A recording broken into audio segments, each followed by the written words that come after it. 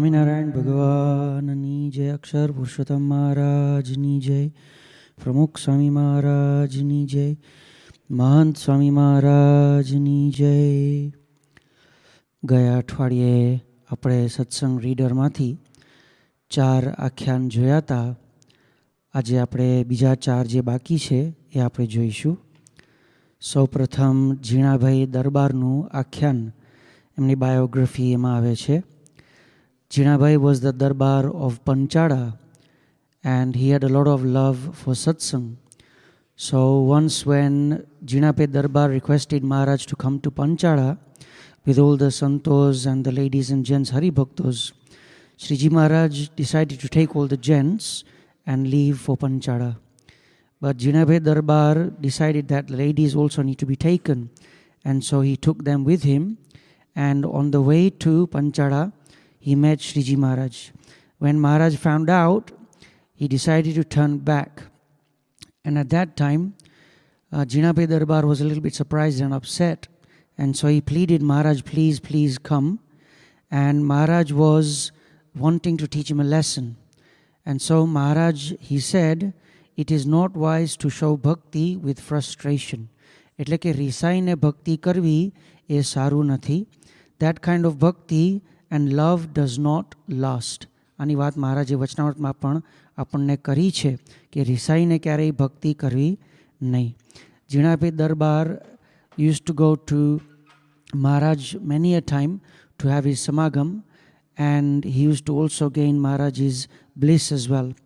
આપણને ખ્યાલ છે કે પંચાળામાં 7 વચનામૃત પણ મહારાજે ઉદ્બોધેલા છે, and he's also celebrated full dole there, where thousands of Hari Bhaktos and Santos were also invited. And during the Ras, Maharaj actually took many forms and celebrated that full dole until 2 o'clock in the morning. બીજું મહારાજે પંચાળાની અંદર ગુણાતીતાન સ્વામીને બોલાવી અને એમના કપાળમાં તિલક ચાંદલો કરી અને એમને ગુણાતીતાન સ્વામીના મહિમાની વાત પણ ત્યાં કરી અને એમનો પરિચય પણ કરાવેલો કે આ અમારું અક્ષરધામ છે. આ પ્રસંગ પણ એમાં લખાયેલો છે. Jinabai had a lot of thirst for satsang, and so sometimes he would stay with Maharaj in Gadra, and sometimes he would stay at home in Panchada. Once he stayed in Gadra for 9 months on the trot. અને એ વખતે ઘરેથી બધાની ચિંતા થઈ કે જીણાભાઈ ક્યાં ગયા છે. And so they began to write letters to him. Jinabai received the letters, but he didn't open them or reply to any of them. And so after a while, his relatives wrote a letter to Maharaj to inquire.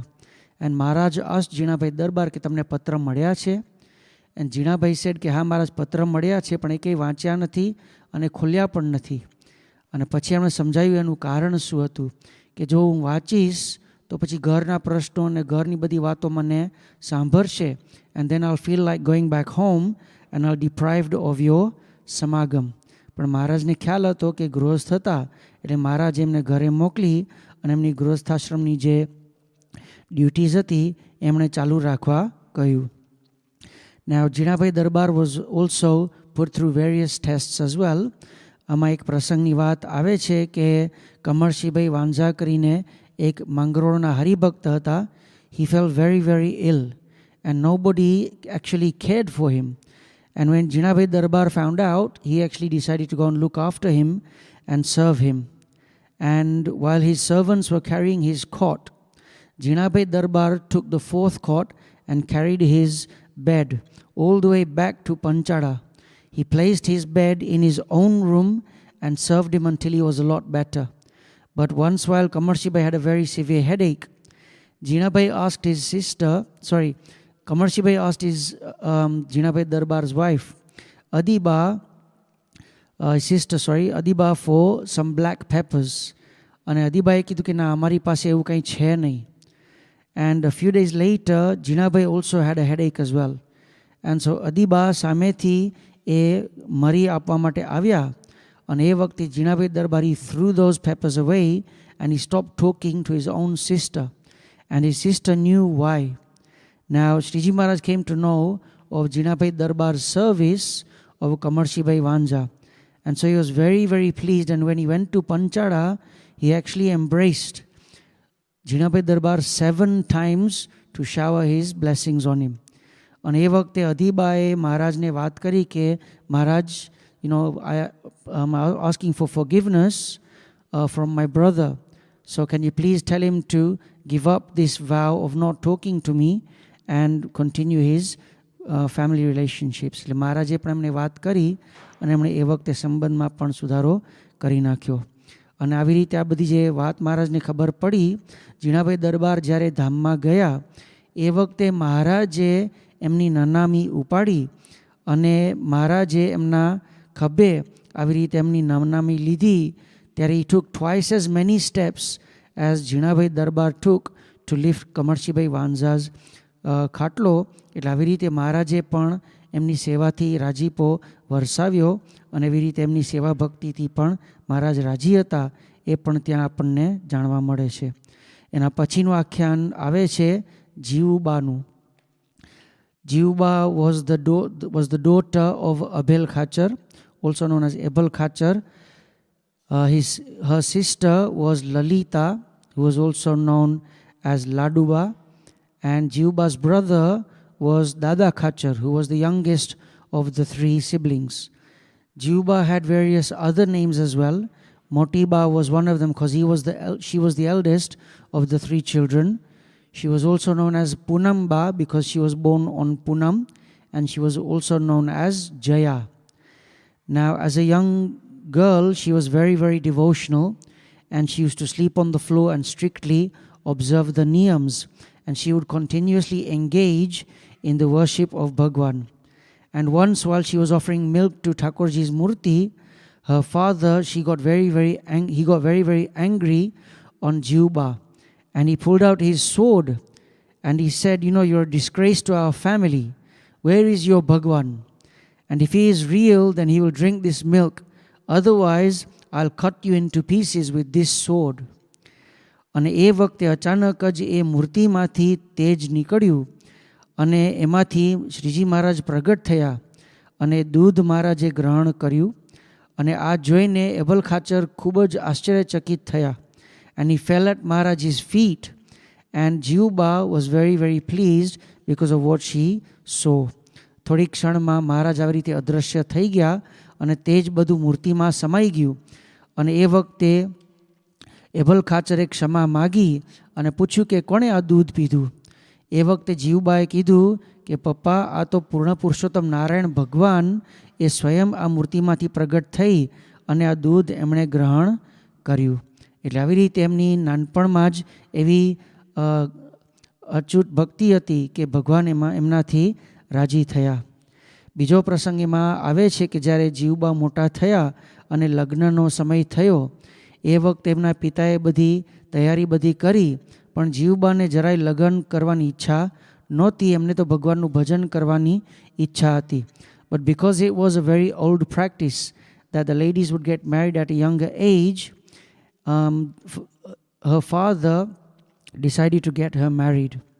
And so Jivuba got married to Hotyo Patgar and she left her home. When she got to her in-laws, she explained to her sasu કે આવી રીતે મારે તો ભગવાન ભજવાની જ ઈચ્છા છે, તો તમે મને આશીર્વાદ આપો.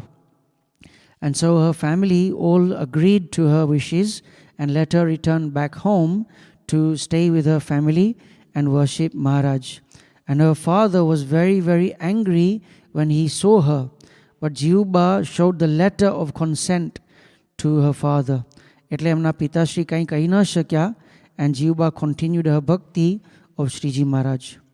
એક વખત જીવુબા આવી રીતે કાર્યાણીથી ગઢડા પાછા આવતા હતા રથની અંદર, અને રથમાં આવતા આવતા she saw a paramhans from a distance, and she saw that the paramhans was lying on the ground. And so she got off the chariot and she told the driver that take this rath to that paramhans and seat him in there and take him to our darbar. એટલે આવી રીતે દરબાર એ ત્યાં રથ લઈ જાય છે. અને પછી she began to walk all the way from where she had left the chariot, all the way back home. ગરમીમાં એમના પગ પણ ઉઘાડા હતા, પણ એમણે આવી રીતે પોતાના શરીરની ચિંતા ન કરી અને આવી રીતે મહારાજના જે સંતો હતા એમની ચિંતા કરી અને એમની સેવા આવી રીતે કરી. તો મહારાજને જ્યારે ખ્યાલ આવ્યો ત્યારે મહારાજ તો બહુ રાજી થયા અને મહારાજે કીધું કે તમે આવી રીતે અમારા સંતોની સેવા કરી છે તો એ અમારી જ સેવા કરી છે એવું અમે માનીએ છીએ. અને એવી રીતે મહારાજે ત્યાં એમનો રાજીપો પણ એમના ઉપર વરસાવેલો. બીજો પ્રસંગ આવે છે કે જીવબાને આવી રીતે ખૂબ જ જ્ઞાન હતું અને ખૂબ વૈરાગ્ય હતો. એટલે જ્યારે લાડુદાનજી મહારાજના કહેવાથી એમને પરણાવવાની વાત કરવા જાય છે એ વખતે જીવબા અને લાડુબા બંને આવી રીતે લાડુદાન બારોટને સાંખ્ય જ્ઞાન ત્યાં શીખવાડે છે અને એમને સમજાવે છે કે આ દેહ કેવું છે અને સાંખ્ય બધું કરાવે છે. અને લાડુદાન બારોટને પણ આવી રીતે સાંખ્ય જ્ઞાન દ્રઢ થયું અને એ પણ પોતે સાધુ થઈ અને પોતે બ્રહ્માનંદ સ્વામી બની જાય છે. તો આવી રીતે એમની ભક્તિ પણ ખૂબ શ્રેષ્ઠ હતી, એમનું જ્ઞાન, એમની સમજણમાં પણ એ ખૂબ જ આગળ પડતા હતા. તો આવી રીતે જ્યારે છેલ્લો શ્વાસ લીધો ત્યારે જીવબા પણ આવી રીતે મહારાજનું નામ લેતા લેતા તે પણ આવી રીતે ધામમાં પધાર્યા. ત્યાર પછીનું આખ્યાન આવે છે નિર્ગુણ સ્વામીનું. નિર્ગુણ સ્વામી શાસ્ત્રીજી મહારાજના વખતના જે સાધુ થઈ ગયા એમની વાત આ સત્સંગ રીડરની અંદર આવે છે કે તેઓ પોતે મૂળ પીજ ગામના નડિયાદ નજીકમાં અને જ્યારે ઘરે હતા એ વખતે એમનું નામ જેઠાભાઈ અને મૂળ પાટીદાર જ્ઞાતિના હતા. અને જ્યારથી નાના હતા ત્યારથી તેઓ સંતોનો સમાગમ કરતા અને આવી રીતે એમનું મન હંમેશા ભગવાનમાં રાખતા અને માયામાં જોડવા દેતા નહીં. હવે એક વખત બે સંતો ડભાણ ભળવા માટે આવેલા. એ વખતે જેઠાભાઈ એમનો સમાગમ કર્યો અને એ વખતે એમને વિશેષ સત્સંગ પ્રત્યેનું આકર્ષણ થયું અને એ વખતે એમને સંતો પાસેથી ભગજી મહારાજના મહિમાની વાત ત્યાં સાંભળવા મળી. એટલે એ પીજ મંદિરે હંમેશા દર્શન કરવા જતા. હવે એક વખત પહેલી વખત જ્યારે મહુવા જતા હતા બોટમાં એ વખતે ભગજી મહારાજના દર્શન કરવા માટે બીજા હરિભક્તો સાથે જતા હતા અને એ વખતે સમુદ્રમાં ખૂબ જ મોજા આવ્યા. એટલે એમને ગભરામણ થઈ અને ભગજી મહારાજને પ્રાર્થના કરી અને પ્રાર્થનાને લીધે એ મોજા ધ વેવ્સ બીકેમ calm અને ત્યાં બધા હરિભક્તો બધા ત્યાં મહુવા શાંતિથી પહોંચી ગયા. અને એ વખતે જેઠાભાઈએ દંડવટ ત્યાં ભગજી મહારાજને મહુવાની બહારથી જ એમણે ત્યાં કરી દીધા અને ખૂબ જ એમને શાંતિનો અનુભવ ત્યાં થયો અને ભગજી મહારાજની સેવા કરવાથી એમને પણ ખૂબ જ આવી રીતે સુખ પ્રાપ્ત થયું. હવે ધીમે ધીમે જેઠાભાઈ મોટા થયા તો એમણે પાર્ષદી દીક્ષા લીધી અને આચાર્ય વિહારીલાલજી મહારાજની સાથે એમના સેવક તરીકે પોતે રહેલા. અને થોડા વખત પછી આવી રીતે એમને મુંબઈ મંદિરના કોઠારીની પદવી એમને આપવામાં આવેલી અને સાથે સાથે વડોદરા, જૂનાગઢ અને ગઢડા મંદિરના પણ આવી રીતે આગળ પડતા એમને પદવી પણ આપેલી. હવે આ બાજુ ભગજી મહારાજ મહુવામાં બીમાર પડ્યા અને એમણે નક્કી કર્યું કે હવે આપણે ધામમાં પાછા જઈએ. એટલે એમણે જેઠાભાઈને આવી રીતે પત્ર લખેલો. એટલે જેઠાભાઈ તરત ત્યાં મહુવા પહોંચી જાય છે અને 23 દિવસ સુધી એમણે ભગજી મહારાજની સેવા કરેલી અને એ સેવાથી ભગજી મહારાજ ખૂબ રાજી થયા અને ભગજી મહારાજે એમને વરદાન આપીને આશીર્વાદ આપ્યા અને કીધું કે તમને ભગવાન અને સંતના હંમેશા આશીર્વાદ મળતા રહેશે.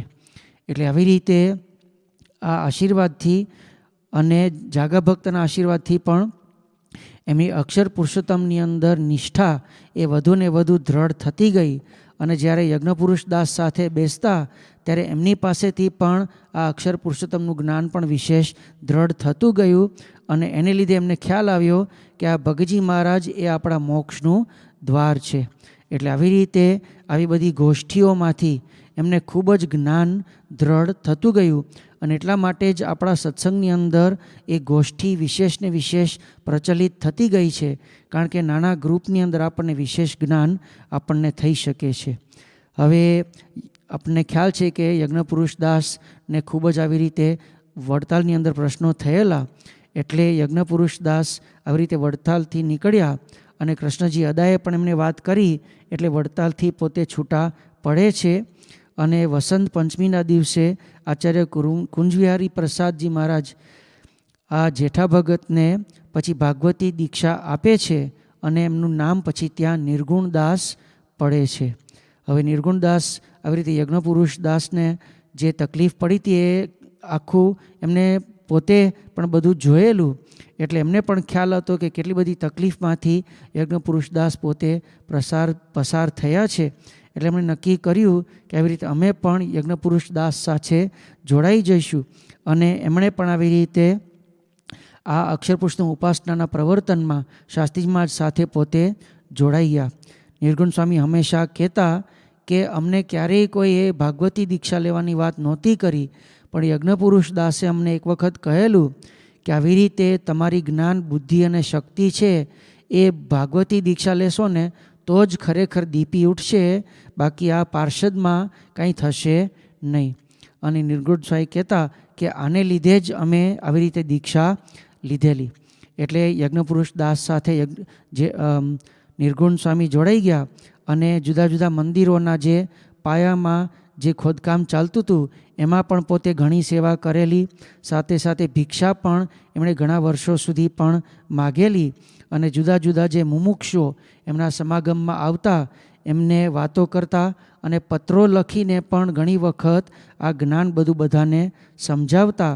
અને ઉત્સવ સભા દરમિયાન એ હરિભક્તોની પણ સેવા આવી રીતે ખૂબ કરતા અને એને લીધે હરિભક્તોને પણ એ પ્રિય બની ગયા. સાથે સાથે શાસ્ત્રી મહારાજની સાથે જે બધા ઉત્સવો થતા અથવા જે કંઈ પણ ડિબેટ્સ થતી એની અંદર પણ નિર્ગુણ સ્વામી પણ જોડાઈ જતા. અને જે કંઈ પણ સંસ્થાની અંદર મુખ્ય બધા નિર્ણયો, ઓલ ધ મેજર ડિસિઝન્સ જે લેવાયા એની અંદર પણ નિર્ગુણ સ્વામી પોતે હાજર પણ રહી અને સાથ આપતા હતા. And he used to do all the major dealings with the government people for the સંસ્થા. એટલે આવી રીતે એમની ઘણી મોટી સેવા પણ એ હતી. અને સાથે સાથે જે ખાનદેશ અને મુંબઈના હરિભક્તો એમને પણ તેઓ સમાગમ કરાવતા અને પત્રો પણ લખી અને આવી રીતે શાસ્ત્રી મહારાજના મહિમાની વાત, અક્ષર પુરુષોત્તમ ઉપાસનાની વાત અને ભગતજી મહારાજના મહિમાની વાત પણ ઘણા વખત સુધી એમણે આવી રીતે લખેલી. હરિભક્તોએ એક વખત આવી રીતે યજ્ઞપુરુષ દાસને પૂછેલું કે અમે કેવી રીતે મહારાજ અને સ્વામીને રાજી કરી શકીએ. એટલે એ વખતે શાસ્ત્રીજી મહારાજે કીધું કે જે મંદિરો કરવા માટે તન, મન અને ધનથી આવી રીતે સેવા કરશે તો એમની ઉપર મહારાજની કૃપા થશે અને એમને પણ અક્ષરધામ પ્રાપ્ત થશે. પણ નિર્ગુણ સ્વામી એના ઉપર એક વિશેષ વાત પણ કરતા અને તેઓ શું કહેતા કે ભગતજી મહારાજનો મહિમા જે જાણશે અને શાસ્ત્રીજી મહારાજનો મહિમા જાણી અને એનું પ્રવર્તન કરશે એને પણ મહારાજનો મહિમા મહારાજના કૃપાના પાત્ર થશે અને આવી રીતે અક્ષરધામના અધિકારી બનશે. એટલે નિર્ગુણ સ્વામીને ખરેખર શાસ્ત્રીજી મહારાજનો ખૂબ મહિમા હતો. તો એમણે ઘણા પત્રો હરમાનભાઈ અને મગનભાઈને આફ્રિકા સુધી ઠેઠ પત્રો લખી અને સત્સંગની પ્રવૃત્તિ આફ્રિકામાં એમના પત્રો દ્વારા આવી રીતે શરૂ થઈ. કેટલાક પત્રો તો 100 પાનાના હતા. આપણને ખાલી 10 વોટ્સએપ દેખાય ને તોય આપણને ક્યારેક કંટાળો આવે, 15-20 ઈમેલ દેખાય તો આપણને થાય કે આ બધા ક્યારે આપણે રિપ્લાય કરશું. પણ નિર્ગુણ સ્વામી 100 પાનાના પત્રો લખી અને બધાને આવી રીતે સત્સંગની વાત, ઉપાસનાની વાત દ્રઢ કરાવતા. અને જ્યારે એમને પૂછવામાં આવતું કે સ્વામી તમે કેમ આટલો બધો દાખલો કરો છો, નિર્ગુણ સ્વામી એ વખતે કહેતા કે મારા મોટા ભાગ્ય છે કે આવી પ્રકારની સેવા અમને મળી છે, તો એ સેવાને કેવી રીતે આપણે છોડી શકાય. તો આવી રીતે નિર્ગુણ સ્વામીની નું જે રેપ્યુટેશન દિન પ્રતિદિન આવી રીતે વધતું ગયું અને આવી રીતે બધા એમને એક મોટેરા સંત તરીકે જોતા. છતાં પણ નિર્ગુણ સ્વામી હંમેશા નિર્માનીપણે રહ્યા અને હંમેશા યોગીજી મહારાજ અને શાસ્ત્રીજી મહારાજના મહિમાની વાતો એ પોતે કરતા અને કહેતા કે આ જોગી પણ એક બહુ જ મોટા મહાન સંત છે. તો ક્યારેય પણ આગળ આવવાની ભાવના એમના જીવનમાં પણ હતી નહીં. બીજું આપણે જોઈએ તો નિર્ગુણ સ્વામી he was present for Shastriji Maharaj's birthday celebrations and also the golden jubilee celebrations of Shastriji Maharaj as well. And his bhakti really it shone out during those two major occasions. And after that Nirgun Das Swami's health slowly started to deteriorate and so Shastri Maharaj Saint him to Bombay for some treatment. અને એ વખતે નિર્ગુણ સ્વામીને થયું કે હવે ધીમે ધીમે આપણો અંત આવી રહ્યો છે. સો હી પ્રેડ ટુ શાસ્ત્રીજી મહારાજ અને એમણે વાત કરી કે આવી રીતે અમારાથી આપની આજ્ઞા જો ન પડાઈ હોય અથવા કંઈ સેવા પણ અમારાથી ન થઈ હોય તો અમે ક્ષમા માગીએ છીએ, પણ અમને અક્ષરધામમાં અવશ્ય લઈ જજો. અને થોડા વખત પછી આવી રીતે on the 30th of May in 1950 he passed away and he went to Akshardham. તો આવી રીતે નિર્ગુણ સ્વામીએ પણ ઘણી બધી સેવા કરી અને કેવી રીતે સંસ્થાના પાયાના એક સંત હતા એની પણ વાત આપણને આ ચોપડી વાંચવાથી આપણને જાણવા મળશે. અને પરીક્ષા આપવાથી એનું જ્ઞાન આપણને વિશેષ દ્રઢ પણ થઈ શકે એવો અવસર પણ આપણને આ સેલ્ફ અસેસમેન્ટ દ્વારા પ્રાપ્ત થાય છે. તો નિર્ગુણ સ્વામી જે શાસ્ત્રીજી મહારાજ સાથે વર્ષો સુધી રહેલા અને જો એમના ઇતિહાસની વાતો પણ આપણે જાણીએ તો એમાંથી પણ આપણને ખૂબ બળ, ખૂબ અસ્મિતા અને ખૂબ મહિમા પણ આપણને જાણવા મળે છે. તો એમની વાત પણ, એમના આખ્યાનની પણ વાત આ સત્સંગ વાંચનમાળામાં પણ સમાવેશ કરવામાં આવી છે. ત્યાર પછી છેલ્લા ચેપ્ટરમાં યજ્ઞપ્રિયદાસ સ્વામીની વાત પણ આવે છે. યજ્ઞપ્રિયદાસ સ્વામી સાધુ કેટલી ઉંમરે થયા? 70 વર્ષની ઉંમરે તેઓ સાધુ થયા. પણ સાધુ થતાં પહેલાંની ઘણી બધી વાતો પણ આની અંદર આવે છે જે આપણે હવે સાંભળીશું. 2 ભાઈઓ હતા, આશાભાઈ અને ઈશ્વરભાઈ, અને બંને ત્યાં સાઢી ગામમાં રહેતા હતા, જે વડોદરા નજીક ગામ છે એ ત્યાં રહેતા હતા. અને બંને ભાઈઓ ખૂબ આ રીતે પૈસાદાર હતા અને ત્યાં ગામમાં જે મંદિર હતું એમની બધી જવાબદારી તેમને સોંપવામાં આવેલી. અને દર પૂનમે ત્યાં સાઢીથી તે ઠેઠ ડાકોર સુધી એ રણછોડરાયના દર્શન કરવા માટે એ બંને ભાઈઓ જતા. અને એક દિવસ રણછોડરાયે આશાભાઈ અને ઈશ્વરભાઈને દર્શન આપ્યા અને આશાભાઈને દર્શન આપીને શું કીધું કે તમે સ્વામિનારાયણ ભગવાનના શરણે જાઓ અને એમની પાસે જઈ અને એમના અનન્ય શિષ્ય બનજો. તો આવી રીતે રણછોડરાયે પણ આશાભાઈને સ્વપ્નમાં દર્શન આપી અને એમને વાત કરી કે તમે પણ સ્વામિનારાયણ ભગવાનના આશ્રિત હવે થાઓ. તો એક વખત ત્યાં એમના ગામે, સાઢી ગામે સંતો જ્યારે આવેલા એ વખતે આશાભાઈએ સંતોને રસોઈની સેવા પણ આપેલી.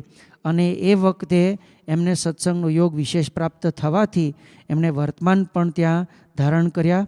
અને ધર્માનંદન સ્વામીએ ત્યાં એમને વર્તમાનની દીક્ષા આપી અને એમને સત્સંગમાં લીધા. ત્યાર પછી તેઓ વડતાલ પણ ઘણી વખત દર્શન કરવા માટે જતા અને સંતોને ભક્તોને જ્યારે જ્યારે જુએ ત્યારે તેઓ ખૂબ ખૂબ રાજી થતા. અને એક વખત ત્યાં વડતાલ જ્યારે ગયેલા, એક વખત અચાનક આવી રીતે યજ્ઞપુરુષ દાસના પણ એમણે દર્શન કરેલા. તો એ જ્યારે દર્શન એમને થયા એ વખતે એમને ખૂબ જ શાંતિનો અનુભવ થયો અને એ વખતે તેઓ ખૂબ જ પ્રભાવિત થયા અને ખૂબ આનંદમાં પણ પોતે આવી ગયા. અને એ વખતે એમને શાસ્ત્રીજી મહારાજનો મહિમા એ વિશેષ પહેલાં જ મિલનથી એમને પણ આવી રીતે સમજાઈ ગયો. હવે એક વખત શાસ્ત્રીજી મહારાજ જ્યારે સાઢી ગયેલા એ વખતે આશાભાઈને શાસ્ત્રીજી મહારાજનો વિશેષ સમાગમ થવાથી ખૂબ એમનો મહિમા એમને થયો અને ખૂબ શાંતિનો પણ અનુભવ એમને થયેલો અને એમની સાથેનું જોડાણ પણ ખૂબ વધેલું. અને અક્ષર પુરુષોત્તમ ઉપાસનાની વાત પણ એમને વિશેષ સમજાણી. એટલે એમણે નક્કી કર્યું કે હવે આપણે આ સત્સંગ સારી રીતે હવે કરવો છે.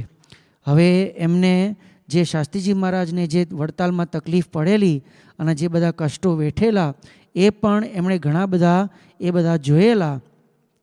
એટલે આશાભાઈએ નક્કી કર્યું કે હવે આપણે આ બધું જે આપણે જીવીએ છીએ ને, જે બધા પૈસા ને માલ મિલકત ને ધંધો ને બધું છે એ બધું આપણે મૂકી દેવું છે અને શાસ્ત્રીજી મહારાજ સાથે આપણે જોડાઈ જવું છે. તો શાસ્ત્રીજી મહારાજની સાથે જોડાતા પહેલાં આશાભાઈ અને ઈશ્વરભાઈએ તન, મન અને ધનથી એમણે ખૂબ સેવા કરી અને બોચાસણ અને સારંગપુર મંદિર માટે તેઓએ ઘણી બધી આવી રીતે સેવા કરેલી. અને શાસ્ત્રીજી મહારાજને જ્યારે કંઈ પણ આવી રીતે મંદિરના કામકાજ માટે આવી રીતે પૈસાની જરૂર પડે તો હંમેશા આ બે ભાઈઓ પાસે જાય તો હંમેશા એ બંને ભાઈઓ ખુલ્લા દિલથી એકદમ પ્રેમથી એ આવી રીતે સેવા લખાવતા. કારણ કે એમને ખ્યાલ હતો કે આપણો છેલ્લો શ્વાસ લઈશું તો કંઈ આપણી સાથે આવવાનું છે નહીં, તો જેટલું આપણે સત્સંગને અર્થે વાપરીએ એટલું કામમાં આવશે. તો આવી રીતે એમણે પણ ખૂબ સેવા કરેલી. તો એમની પણ કસોટી સત્સંગની અંદર થયેલી, જેનો પ્રસંગ પણ આપણે ઘણા બધા જાણીએ છીએ અથવા આપણે પૂર્વે સાંભળેલો પણ હશે કે એક વખત શાસ્ત્રીજી મહારાજને સારંગપુરની અંદર મૂર્તિ પધરાવવાની હતી એટલે તેઓ રઢુ ગયેલા અને ત્યાં રઢુ આશાભાઈ, ઈશ્વરભાઈ અને મોતીભાઈ એ ત્રણેય ત્યાં એમની સાથે આવી રીતે સમાગમમાં બીજા ભક્તો સાથે પણ બધા આવેલા. હવે આશાભાઈની પાસે ઘણી બધી જમીન જુદા જુદા ગામોમાં પણ હતી અને પુરુષોત્તમપુરામાં પણ એમની પાસે જમીન અને ઘર ને આ તે બધું હતું. તો ત્યાં પણ બધું આવી રીતે ખેતીવાડીનું કામકાજ થતું અને જેમ ખેતીવાડી થતી જાય તેમ બધો સ્ટોક બધો ત્યાં બધા જે મોટા મોટા મકાનો હતા અને વેરહાઉસીસ હતા એની અંદર ગોડાઉનની અંદર બધો સ્ટોક બધો આવી રીતે રાખવામાં આવતો. હવે એક વખત ત્યાં બધા જે છોકરાઓ રમતા એ લોકોના હાથમાં દિવાસળી આવી હશે અને દિવાસળી સાથે રમતા એ મેચસ્ટિક એમના હાથમાંથી પડી ગઈ અને રૂના જે બધા ઢગલા હતા એ રૂના ઢગલામાં એ દિવાસળી પડી અને બધું ધીમે કરતાં ભડકે બળવા લાગ્યું. અને જેમ બધું બળતું ગયું તેમ બધા સગાવાલા બધા નીકળી ગયા, કારણ કે બધાને ભય હતો કે આવી રીતે આપણને શું થશે. આ બાજુ શાસ્ત્રીજી મહારાજને પણ સમાચાર મળ્યા, આશાભાઈને પણ સમાચાર મળ્યા. આ શાસ્ત્રીજી મહારાજ તો ખૂબ આવી રીતે દુઃખી થયા કે આવી રીતે એમના ભક્તોની આવી પરિસ્થિતિ થઈ. તો આશાભાઈએ શાસ્ત્રી મહારાજ પાસેથી રજા લીધી કે સ્વામી હું જાઉં. તો શાસ્ત્રી મહારાજ કીધું કે હા તમે જાઓ અને જોઈ આવો કેટલું નુકસાન થયું અને જેટલું બચે એટલો તમે પ્રયત્ન કરજો. તો આશાભાઈ જ્યારે ત્યાં પહોંચે છે એ વખતે જોયું કે બધું જ આવી રીતે રાખ ભેગું થઈ ગયું અને કશું બચ્યું નહોતું, બધું જ આવી રીતે જતું રહ્યું. તો એ વખતે એમને મનમાં શું વિચાર કર્યો કે જેવી ભગવાનની ઈચ્છા અને મહારાજે આવી રીતે આપણી કસોટી કરી હશે કંઈક આવી રીતે પૂર્વનું કંઈક બાળવા માટે. તો બીજે દિવસે શાસ્ત્રીજી મહારાજ જ્યારે આવ્યા અને બધું જોયું તો શાસ્ત્રીજી મહારાજને વિશેષ આવી રીતે દુઃખ એ વખતે થયું અને આશાભાઈ, ઈશ્વરભાઈને બધાને આવી રીતે સાંત્વન આપ્યું. હવે આવી પરિસ્થિતિ હતી છતાં પણ આશાભાઈ અને ઈશ્વરભાઈએ નક્કી કર્યું કે શાસ્ત્રીજી મહારાજને હવે મંદિર તો થઈ ગયું પણ હવે મૂર્તિ માટે એ સેવા લખાવે છે તો એ મૂર્તિ માટે પણ આપણે સેવા લખાવીએ. હવે પૈસા નહોતા, બધું બળી ગયું અને ઘરમાં પણ કંઈ હતું નહીં તો કેવી રીતે સેવા થઈ શકે. તો આશાભાઈ એમના ભાઈને કીધું કે જાઓ તમે ગામમાં જાઓ અને મુનિમજી પાસેથી તમે પૈસા લેતા હો અને શાસ્ત્રીજી મહારાજને આપણે અર્પણ કરીએ. તો એ પોતે સેવા લઈને આવ્યા અને શાસ્ત્રીજી મહારાજને જ્યારે અર્પણ કર્યું એ વખતે શાસ્ત્રીજી મહારાજ બહુ જ આશ્ચર્યચકિત થઈ ગયા, વેરી સરપ્રાઇઝડ. અને શાસ્ત્રીજી મહારાજે એ વખતે કીધું કે આવી પરિસ્થિતિ છે છતાં પણ તમે આવી સેવા કરી છે, આવું તો કોઈ કરી શકે નહીં. અને શાસ્ત્રીજી મહારાજે એ વખતે ખૂબ રાજીપો એમણે ત્યાં વ્યક્ત કર્યો. એ વખતે આશાભાઈએ કીધું કે સ્વામી આવી જે તક છે એ વારે કંઈ આવતી હોતી નથી, એટલે અમારી સેવા આપ અંગીકાર કરજો. તો શાસ્ત્રીજી મહારાજે એ વખતે એમની સેવા અંગીકાર તો કરી પણ એમણે ફરીથી આશીર્વાદ આપ્યા કે જાઓ બધું ખૂબ સારું થશે અને ફરીથી આપનો ધંધો ખૂબ આગળ વધશે. તો આવી રીતે એ કામકાજમાં અને ધંધામાં પણ ખૂબ પ્રગતિ બધી એમની થતી ગઈ. હવે થોડા વર્ષ પછી શાસ્ત્રીજી મહારાજની જ્યારે જન્મજયંતિ ઉજવાઈ અને બોચાસણમાં અને અટલાદરામાં જે બે મુખ્ય ઉત્સવ થયા એ વખતે પણ આશાભાઈ, ઈશ્વરભાઈ અને એમના કુટુંબના સભ્યો બધાએ એ ઉત્સવની અંદર બહુ જ મોટી સારી એવી સેવા કરેલી. એટલે એવી રીતે એમની સેવામાં પણ એમણે ક્યાંય પાછા પડ્યા નહીં. સાથે એમના ભાઈઓ અને બધાની ઈચ્છા હતી કે ગઢપુરમાં પણ શાસ્ત્રીજી મહારાજ મંદિર બાંધે. એટલે શાસ્ત્રીજી મહારાજે હા તો પાડી, પણ શાસ્ત્રીજી મહારાજે એ વખતે કીધું કે તમે તો મુંબઈના શેઠિયા જેવા મોટા છો, તો હવે આ મંદિરની જવાબદારી તમને અમે સોંપીને જઈએ છીએ. અને થોડા વખત પછી શાસ્ત્રીજી મહારાજ ધામમાં પધાર્યા અને યોગીજી મહારાજના હાથમાં આવી રીતે ગુરુપદ આવ્યું. તો યોગીજી મહારાજે પણ ધીમે ધીમે આવી રીતે સંસ્થાની પ્રગતિમાં બધું આગળ ચલાવતા ગયા. તો આશાભાઈ ઈશ્વરભાઈ એમાં પણ યોગીજી મહારાજ સાથે જોડાઈ ગયા અને એમની સાથે વિચરણ પણ ઘણું કર્યું. અને આવી રીતે આશાભાઈએ દીક્ષા લીધી અને એમનું નામ પછી સાધુ યજ્ઞપ્રિયદાસ પાડવામાં આવ્યું. અને તેઓ ધીમે ધીમે સત્સંગના પ્રવર્તનમાં પોતે આવી રીતે સેવામાં જોડાઈ ગયા. અને એને લીધે બહુ મોટી ઉંમરે જ્યારે એમને દીક્ષા લીધી, 70 વર્ષની ઉંમરે, એને લીધે તેમનું નામ મોટા સ્વામી પણ સત્સંગમાં પ્રચલિત થતું ગયું. અને તેઓએ ઘણા બધા હરિભક્તોને, ઠેઠ ઈસ્ટ આફ્રિકામાં હરિભક્તોને પણ આવી રીતે ઘણી બધી સત્સંગની વાતો કરેલી અને સત્સંગનું પ્રવર્તન કરેલું. છેલ્લે એમણે અટલાદરા મંદિરમાં પણ ઘણી બધી સેવા કરી. અને શાસ્ત્રીજી મહારાજની જે શતાબ્દીની ઉજવણી અને યોગીજી મહારાજનો અમૃત મહોત્સવ હતો, એમાં પણ એમણે ઘણી સેવા આવી રીતે કરી. અને 17 વર્ષ સુધી એમને આવી રીતે સેવા કરી. અને 87 વર્ષની ઉંમરે, એટ ધી એજ ઓફ 87, આવી રીતે યજ્ઞપ્રિયદાસ સ્વામી ધામમાં પધાર્યા. અને એમણે પણ આવી રીતે શાસ્ત્રીજી મહારાજને ખૂબ ખૂબ રાજી કરેલા. તો આવી રીતે આ 8 જુદા જુદા હરિભક્તોના આખ્યાનો આ સત્સંગ વાંચનમાળા એટલે કે સત્સંગ રીડર પાર્ટ 1માં આવે છે. તો એનો આપણે ટૂંકમાં પરિચય કેળવ્યો. તો એની પરીક્ષા પણ શનિ રવિ આવશે. તો આપણે બધા હરિભક્તો માટે પણ પ્રાર્થના કરીએ કે એ ચોપડી વાંચી અને આપણે પણ આ જે બધા ભક્તો છે એમની ખાલી વાતો વાંચીએ નહીં, પણ એમના જેવા લક્ષણો આપણા જીવનમાં પણ આવે અને આપણે પણ મહારાજ અને સ્વામીને એવા સદ્ગુણો પ્રાપ્ત કરીને રાજી કરી શકીએ. એ જ આજના દિવસે પ્રાર્થના. શ્રી સ્વામિનારાયણ ભગવાનની